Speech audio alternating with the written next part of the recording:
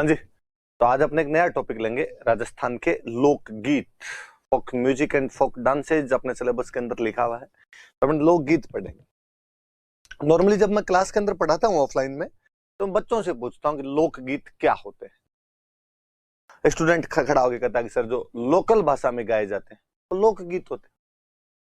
कोई स्टूडेंट दूसरा कहता है कि सर ये तीज त्योहारों के टाइम पर गाए जाते हैं। कोई स्टूडेंट कहता है कि सर इससे हमारी क्षेत्रीय विशेषताएं पता चलती। कोई स्टूडेंट खड़ा होकर सर सामूहिक रूप में गाए जाते हैं। कोई कहता है कि ये किसी क्षेत्र विशेष के एक गीत है। मैं अक्सर जब भी स्टूडेंट ये बात करता है तो मैं उनको कहता हूं कि लगदी पंजाब दी है, लगदी लाहौर दी है। ये क्षेत्र विशेष लाहौर का गीत है या पंजाब का गीत, एक लोकल बोली पंजाबी के अंदर गाया गया है। क्या इसको लोकगीत कह सकते हो?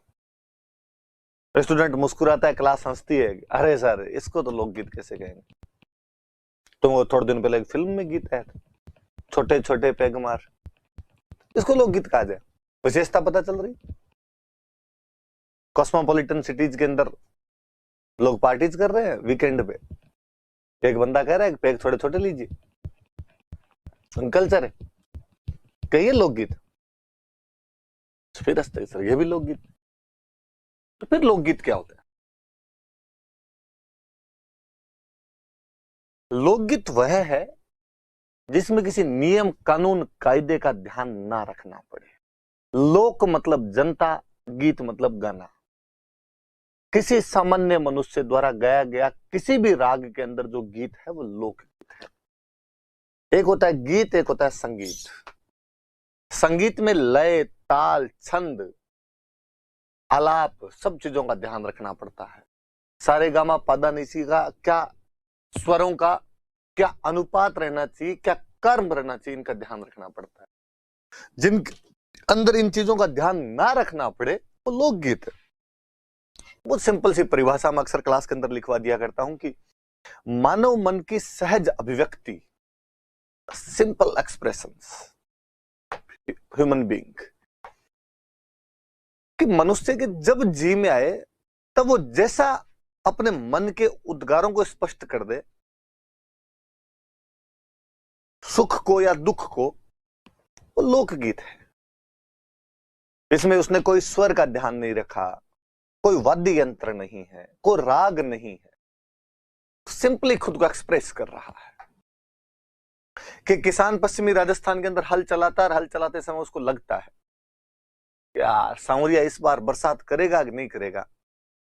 हल चला तो रहे हैं, बीज बो तो रहे हैं, फसल होगी कि नहीं होगी। और वो अपनी जिस किसी राग के अंदर गा लेता है, लाग्यो लाग्यो जेठ आषाढ़ कंवर तेजा रे, लग तोड़ो लाग्यो सावन भादो। तेजाजी महाराज का गीत वो अपने शब्दों में गाकर संभवतः तेजाजी महाराज के माध्यम से अपने निराश मन में आशा का संचार करता है कि नहीं, महाराज साथ में है, तेरे फसल हो ही जाएगी, तू तो अपना कर्म कर। एक महिला है, उसका पति प्रदेश गया हुआ है, वो किसी कौवे को उड़ा के कहती है, उड़ उड़ रहे हमारा काला रे कागला जद हमारा प्यूजी घर से। सहज अभिव्यक्ति है, उसने किसी राग का ध्यान नहीं रखा। मैं अक्सर क्लास में बच्चों को कहता हूं कि सासू बहू आपस में लड़ ली, बहू रसोई के अंदर बड़बड़ाती है सासू के खिलाफ, वो लोकगीत है। बच्चे हंसते हैं, अरे सर ऐसे थोड़ी होता है। तो फिर कहता हूँ अरे है, गांव में गीत गाया जाता है, सासू लड़ मत न्यारी कर दे, मारे बाप को दियड़ो मारे सागे कर दे। एक सामान्य सा मानव मन के अंदर जो उद्गार उठे, मानव ने अपने किसी राग के अंदर उनको गा दिया, वो लोकगीत है। तो आप जब ये कोई क्षेत्रीय विशेषता की बात करते हैं, लोकल बोली की बात करते हैं, प्रत्येक गीत किसी ना किसी बोली के अंदर है। पर यदि उस गीत के अंदर वाद्य यंत्र जोड़ दिए गए, राग ताल लय छंद जोड़ दिए गए, फिर वो लोकगीत नहीं, वो संगीत वाली श्रेणी के अंदर चला जाता है। बेबी डोल में सोने दी, ये बलूचिस्तान का लोकगीत था। बॉलीवुड वालों ने थोड़े शब्द चेंज किए, टून वही रखी, संगीत बना दिया। ससुराल गेंदा फूल छत्तीसगढ़ का लोकगीत है, टोन वही रखी, स्वर चेंज किए थोड़े, शब्द चेंज किए थोड़े, बॉलीवुड के अंदर लेके अब लोकगीत नहीं है, वो उधर संगीत बना दिया है। तो ये थोड़ा सा बेसिक सा डिफरेंस रहता है, ध्यान रहे इस बातों का। मैंने लिखी आपके लिए थोड़ी डेफिनेशन लिखी।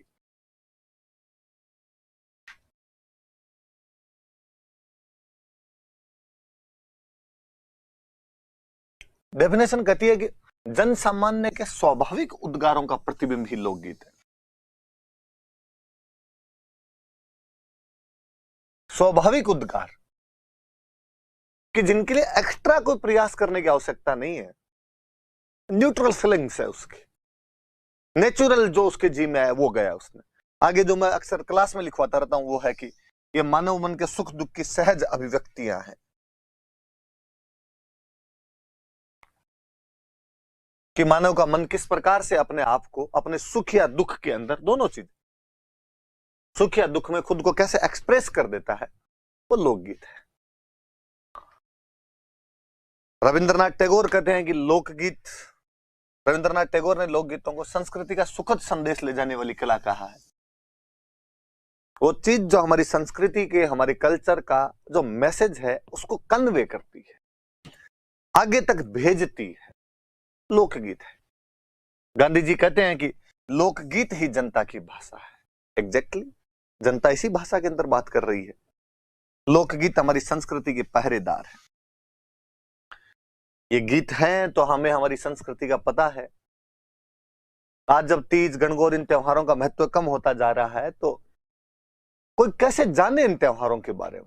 यदि कोई गीतों का कलेक्शन कर ले तो उन गीतों को सुन के पता लगा सकता है कि यार तीज की सवारी ऐसे निकलती है, ये काम होते हैं, शादी के टाइम ये गीत गाए जाते हैं। तो कल को यदि जब कल्चर खत्म हो गई, कोई कल्चर को रिवाइव करने की कोशिश करेगा तो माध्यम क्या होगा उसके रिवाइव करने का? ये लोकगीत होंगे। ये पहरेदार है हमारी संस्कृति के, ये पहरा लगा रहे हैं, खत्म नहीं होने देंगे।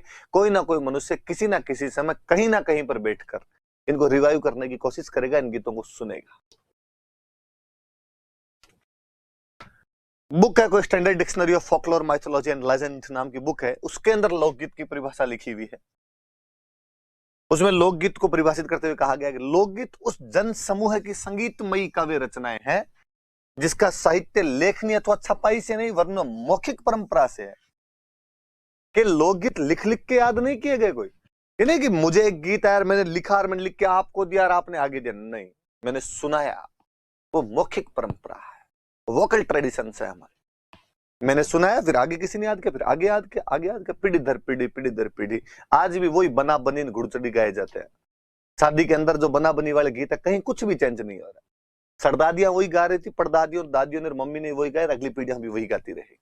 वो मौखिक परंपरा है, अविरत संबंध रहता है उनका मौखिक परंपरा से, रुक नहीं रही है, कंटिन्यूटी है उसके अंदर, निरंतरता दिखाई देती है उनमें।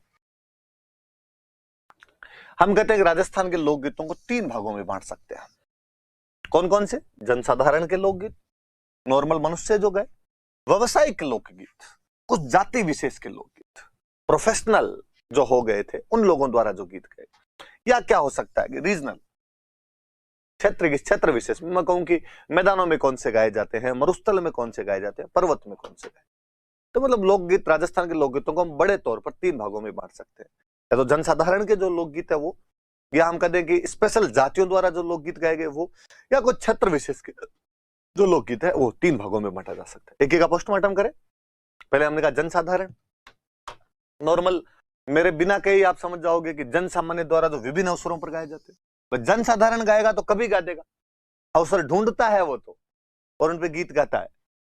इन्हें 5 भागों में बांट सकते हैं। राजस्थान के लोकगीत तो 3 भागों में बंटे, जनसाधारण के लोकगीत, व्यवसायिक लोकगीत और क्षेत्रीय लोकगीत। जनसाधारण वाले लोकगीतों को हम वापस कितने भागों में बांट रहे हैं? तो 5 भागों के अंदर बांटा जा सकता है इनको। आप कह सकते हो कोई शादी ब्याह से संबंधित लोकगीत, आप कह सकते हो कोई तीज त्योहारों से संबंधित लोकगीत,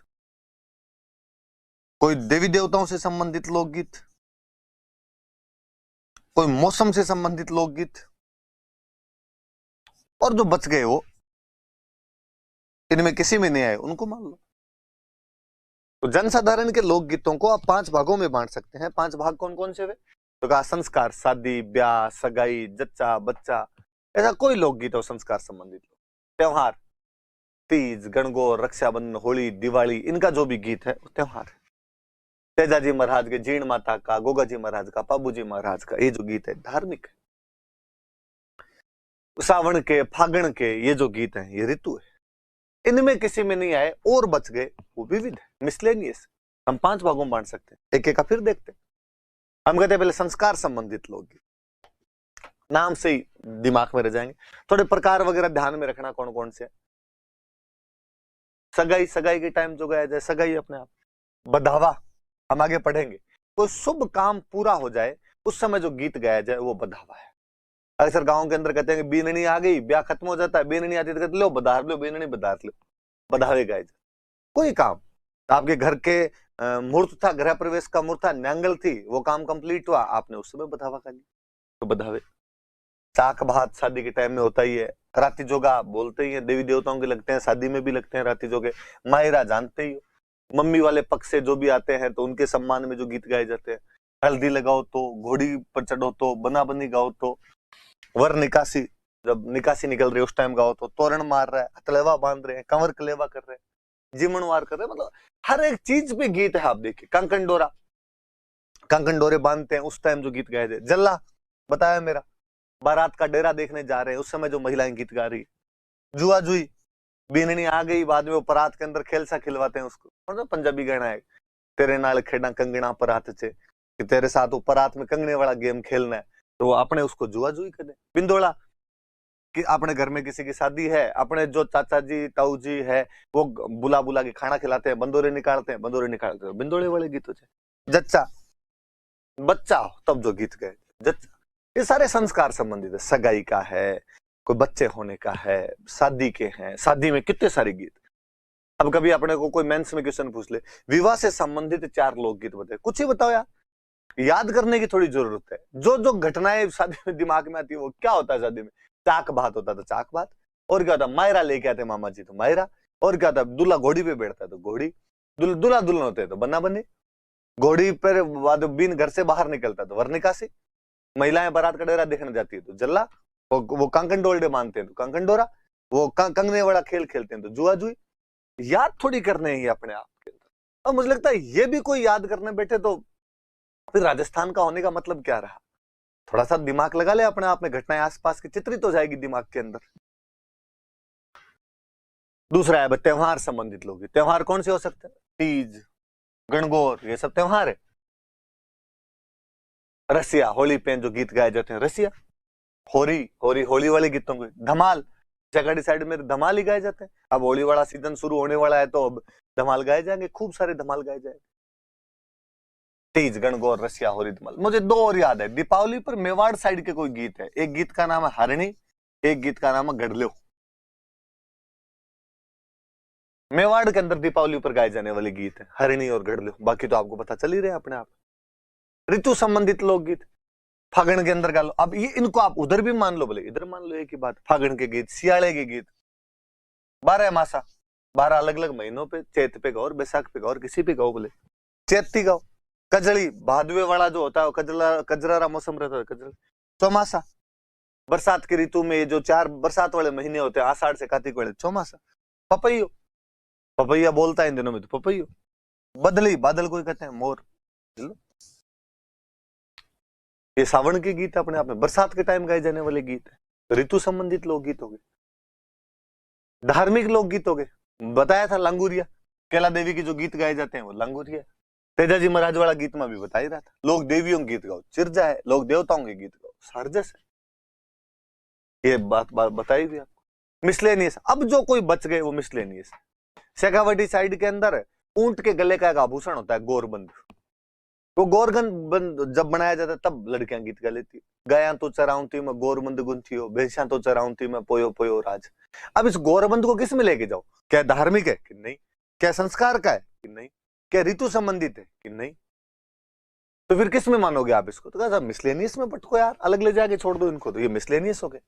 इंडोनी, सिर पे इंडिया इंडोनी बोलते हैं, कोई भारवार लेके आते, मटके वटके लेके आते तो इंडोनी लगाया करते थे, हमारा 1.25 लाख री लूम गम गई इंडोनी। अब इस इंडोनी पे गीत तो बना, आप लोगों की क्रिएटिविटी देखिए यार, हर चीज पे गीत बनाए। इंडोनी को भी पूछ रहा है यार कोई आदमी, उस पे भी गीत बनाए जा रहे हैं। हमारे छेल भवर को कांगसियो पणियारिया ले गई रे, कांगसिये पे गीत है। कांगसिया गीत है। गोरबंद मैंने बताया आपको। महिला पानी लेने जाती है, पति उसका यहाँ पर है नहीं, पति बाहर गया हुआ है, तो दूसरा आदमी उससे बातचीत करने का प्रयास करता है। पतिव्रता नारी है, बोलती नहीं है उससे। पिणी हारी है तू हंस हंस बोल, मीठी मीठी बोल, बातां थारी रह जैसी। वो बात नहीं करती है, उस पे गीत बना दिया हमने, पनिहरी बना दिया। लूर ओल्यूं किसी की याद आए गाया जाए, सपना आए, हिचकी आए, जैसलमेर की राजकुमारी थी मूमल। कुरजा एक पक्षी होता उस पे बना दिया, काजल पे गीत बना लिए। कौवा एक पक्षी होता उस पे गीत बना लिए। बच्चों के गीत, मछली जल की रानी है, बोल मेरी मछली कितना पानी है, बच्चों के गीत है ना आपने। जादू टोने से संबंधित कामण गीत। बीन जब बन जाता है तो बीन को कहते हैं भाई इसको जादू टोने से बचाना जरूरी है। दूल्हे को जादू टोने से बचाने के लिए जो गीत गाए जाए, कामण। कामिनी मतलब सुंदर महिला होती है, हम कहते हैं भूतनी जो होती है वो सुंदर होती है, और बीन के पीछे भूतनी लग सकती है, तो कामण गा दो भाई, ताकि कोई कामनी उसके पीछे नहीं लगेगी। ये गीत हो जाए अपने आप। ये इसमें तो जितने आप पटक सको वो सारी सारी पटके जा सकते, बाकी आप देख लो। संस्कार वाले हो गए, ब्याह शादी वाले, त्योहार वाले हो गए, तीज गणगौर होली दिवाली, ऋतु वाले हो गए, फागण चैती सियाड़ो चौमासा, धार्मिक हो गए, तेजाजी महाराज, हरदस तिरजा, लंगूरिया, ये सब, और बाकी सब बच गए, इसके अंदर डाल दो। व्यावसायिक लोकगीत, देखो एक सिंपल सी बात लिखिए, राजस्थान में कई जातियों ने राजतंत्रों के समय, कई जातियों ने राजतंत्रों के समय संगीत को एज ए प्रोफेशन एडॉप्ट कर लिया था। उनका भाई हमारा तो काम ही गाना बजाना, हम तो कलाकार हैं। इन जातियों ने अपने आश्रयदाता राजा महाराजा तथा सामंतों की प्रशंसा में गीत गाए। अब जब उनका व्यवसाय ये था तो कोई ना कोई तो सुनेगा। राजा महाराजाओं का टाइम था, सुनता कौन? राजा महाराजा और सामंत। और जो आपका ग्राहक है उसके पक्ष में तो बोलना पड़ेगा ना आपको। तो उन्होंने सारे गीत राजा महाराजा और सामंतों के उसमें गाए, अपने आप उनकी प्रशंसाओं में गाए, तो वो गीत।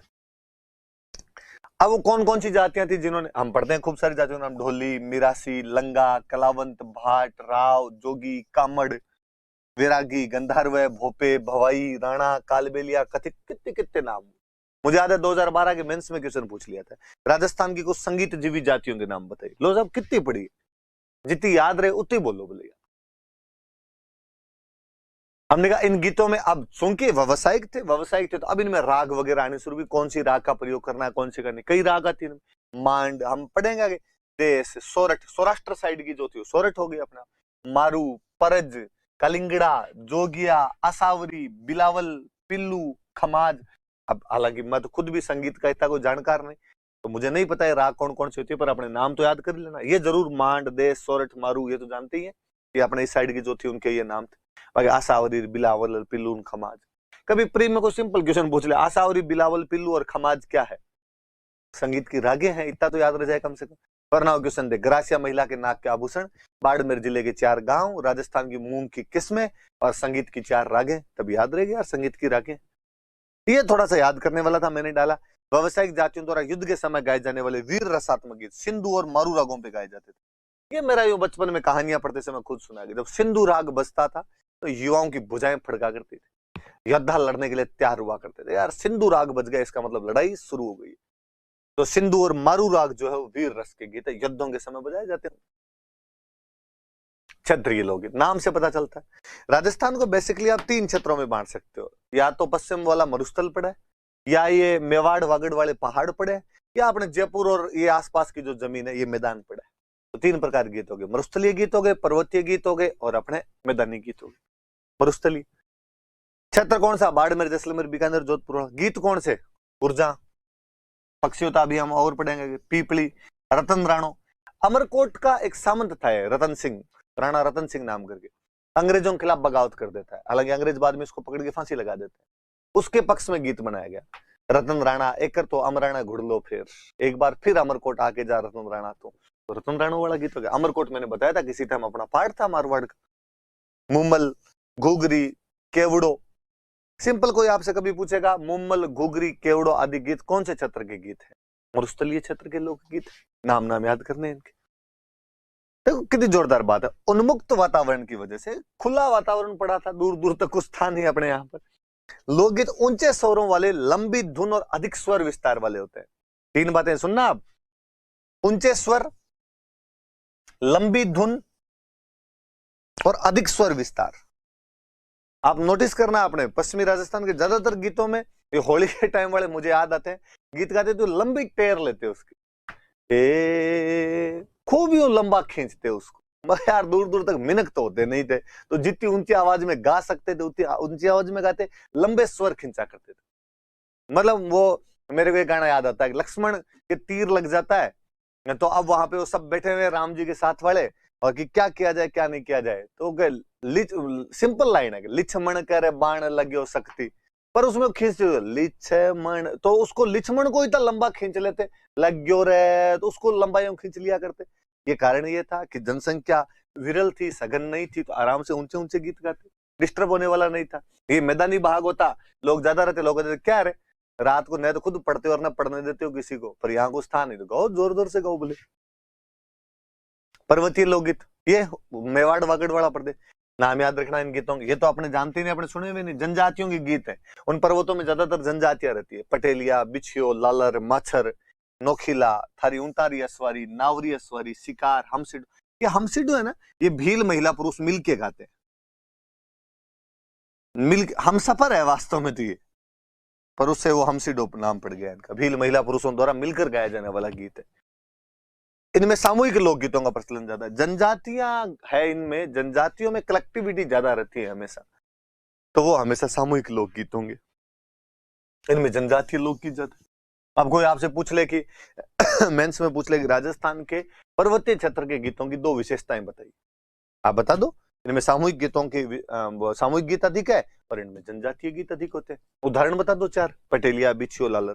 और पिछले 2 सालों में तो इन पटेलिया, बिछियो, लालर को तो आरपीसी क्या पीछे पड़ी है यार। हर तीसरे चौथे एग्जाम में उठा के पूछा है पटेलिया, बिछियो, लालर क्या है, वाद्य यंत्र है, गीत है, फलाने क्षेत्र के फलाने क्षेत्र के, या कौन से क्षेत्र के ये लोकगीत है, ऐसा कोई क्वेश्चन पूछा हुआ है, याद करना इन सब चीज। मैदानी लोकगीत, जयपुर, कोटा और जयपुर के आसपास वाली अलवर वाला संभाग है, जो इधर जो ज्यादातर गीत है वो या तो भक्ति वाले गीत रहे या श्रृंगार रस के गीत, भक्ति और श्रृंगार रस। श्रृंगार रस तो भरतपुर वाली साइड में जैसे ब्रज आया तो ब्रज में श्रृंगार रस आना ही है, वहां पे राधा कृष्ण के से गीत रचे गए तो श्रृंगार रस आना ही था। मध्यकाल वाले ज्यादातर जो आपके संत मिलेंगे, दादू दयाल जी, चरणदास जी, लालदास जी, ये आपको इस क्षेत्र के अंदर मिलेंगे, इस वाले इलाके के अंदर मिलेंगे, तो भक्ति रस के गीत आने थे उनके चक्कर के अंदर। और भक्ति भी वही ब्रज वाले की वजह से भी भक्ति भी इधर ज्यादा रही थोड़ी सी। अब लिखा हुआ एक लाइन, इस प्रकार लोक संगीत की दृष्टि से राजस्थान एक समृद्ध प्रदेश है, ऑब्वियस सी बात है, हम सब जानते हैं। लिखा है कि from the point of view of रस, रस की दृष्टि से the maximum number of songs of श्रृंगार रस, हमारे सबसे अधिक गीत है तो श्रृंगार रस से।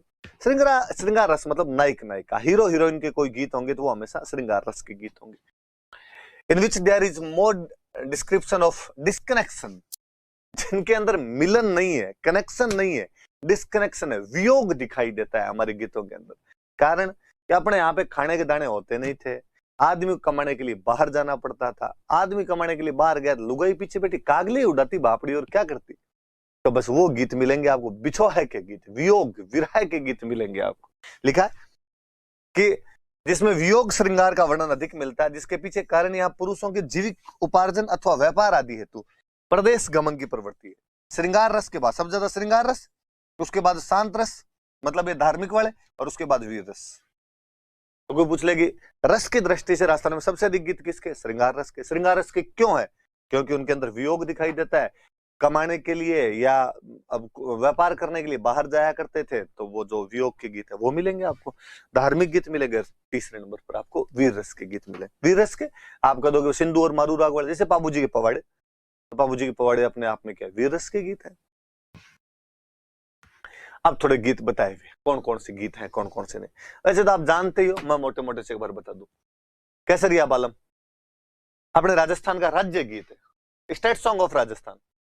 गाने की जो स्टाइल है वो मांड गायन शैली है। अभी हम पढ़ेंगे मांड गायन शैली क्या है।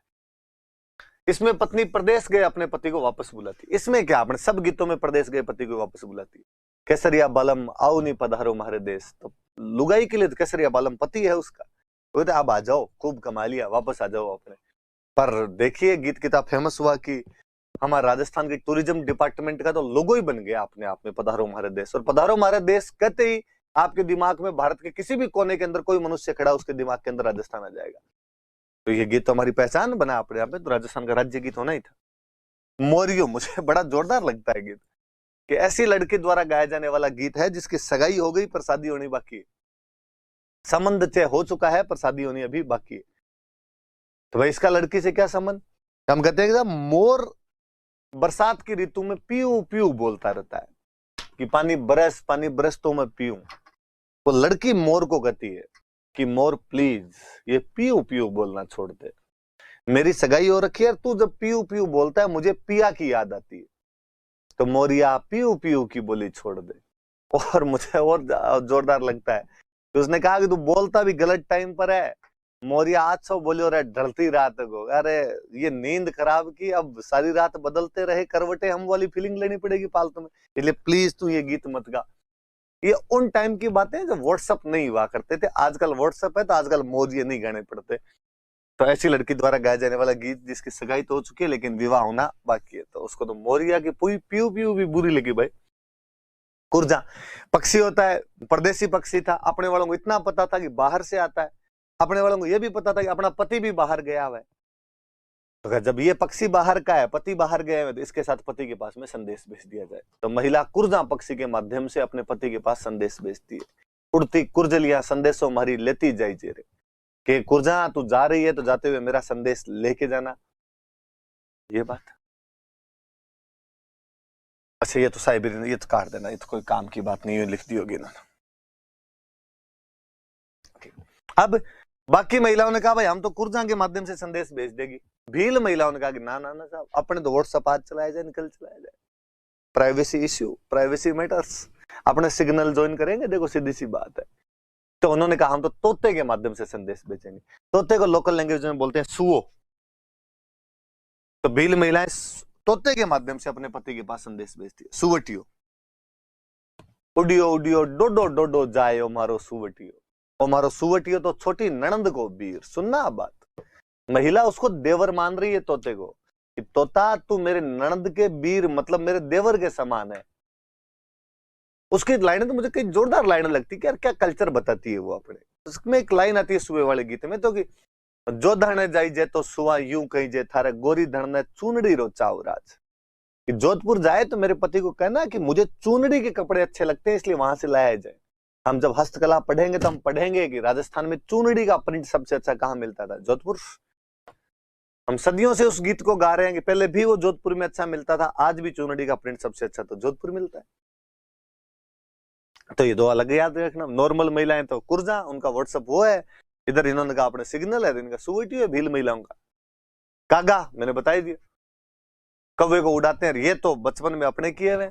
मामा जी मई के महीने में छुट्टियां होती, 15 मई को 1.5 महीने वाली छुट्टी। अब मामा जी कब आएंगे, मम्मी पूछते मम्मी कब चलेंगे ननियाल, मामा जी कब आएंगे, मम्मी कहती बेटा कागला उड़ा, कागले उड़ जाएंगे तो आ जाएंगे। सारे दिन बैठे बैठे करते कागला उड़।